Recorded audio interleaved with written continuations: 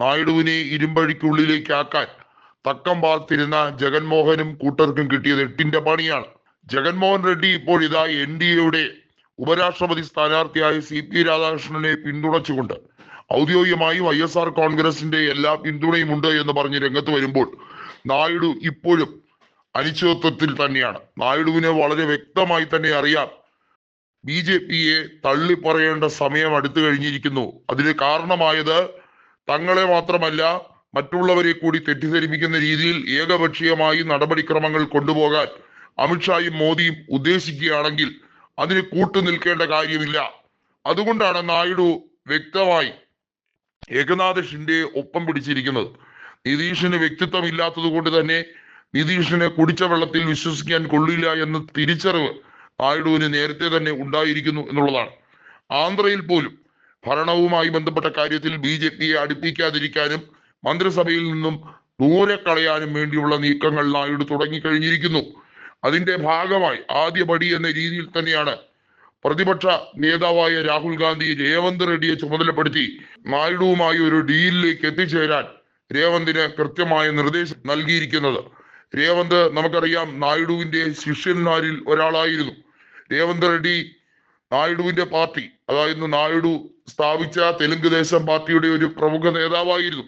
അതിനുശേഷമാണ് ബൈഫർക്കേഷന് ശേഷം ആന്ധ്ര രണ്ടായപ്പോൾ തെലങ്കാനയിൽ കൂടുതൽ സമയം കേന്ദ്രീകരിച്ച് പ്രവർത്തിക്കുകയും അദ്ദേഹം കോൺഗ്രസ് നേതാവായി മാറുകയും ഒക്കെ ചെയ്തത്. ചുരുങ്ങിയ കാലം കൊണ്ട് തന്നെ മുഖ്യമന്ത്രി പദവിയിലേക്ക് രേവന്ത് റെഡ്ഡി നടന്നു നീങ്ങുന്ന കാഴ്ചയും നമ്മൾ കണ്ടു. എന്നാൽ ഇവിടെ BJP സർക്കാരിനെ തള്ളിത്താഴെയിടാനും അതിനോടൊപ്പം തന്നെ ആന്ധ്രയിൽ ഒരു കാരണവശാലും YSR കോൺഗ്രസ് വളരാതിരിക്കണമെങ്കിലും കൃത്യമായ നീക്കങ്ങൾ നടത്തിയേ മതിയാവൂ എന്ന് തിരിച്ചറിവ് നായിഡുവിനുണ്ട്. നായിഡു മനസ്സിലാക്കുന്നത് ശത്രുവിന്റെ ശത്രു മിത്രം എന്ന ഇക്വേഷനിലേക്ക് തന്നെയാണ്. കൃത്യമായി പറഞ്ഞാൽ ജഗൻമോഹന്റെ സഹോദരിയായ ശർമിള കോൺഗ്രസിന്റെ അധ്യക്ഷയാണ് ഇപ്പോൾ ആന്ധ്രയിൽ. ശർമിളയുമായി ചേർന്നുകൊണ്ട് കൃത്യമായി TDP, അതായത് കോൺഗ്രസ് TDP സഖ്യം എന്ന രീതിയിലേക്ക് പുതിയ ആലോചനകളും വരുന്നുണ്ട്. കാരണം ജനസേനയും BJPയും കുടിച്ച വെള്ളത്തിൽ വിശ്വസിക്കാൻ കൊള്ളാത്തവരാണ് എന്ന തിരിച്ചറിവ് നായിഡുവിന് ഉണ്ട്. കാരണം തന്നെ അകത്താക്കാൻ ശ്രമിച്ചവരുമായാണ് BJPക്ക് ഇപ്പോഴും ചങ്ങാത്തം. അതായത് BJP അത് കൃത്യമായി ഒരു ബദൽ നയം എന്ന രീതിയിൽ സൂക്ഷിച്ചു വെച്ചിരിക്കുകയാണ്. എപ്പോഴാണോ നായിഡു BJPയുമായുള്ള ബാന്ധവം ഉപേക്ഷിക്കുന്നത് അപ്പോൾ തന്നെ അദ്ദേഹത്തിന് ജയിലിലടയ്ക്കാനും മന്ത്രിസഭ തന്നെ പിരിച്ചുവിട്ട് രാഷ്ട്രപതി ഭരണം ഏർപ്പെടുത്താനും വേണ്ടിയുള്ള നാണംകെട്ട കളിയാണ് ഇവിടെ BJP നടത്താൻ ശ്രമിക്കുന്നത്.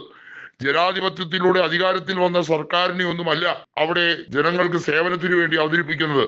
പകരം BJPക്ക് എന്ത് ഇംഗിതമാണോ അത് ആജ്ഞാനുവൃത്തി അനുസരിച്ച് നടപ്പിലാക്കാൻ വേണ്ടിയുള്ള സ്രോതസ്.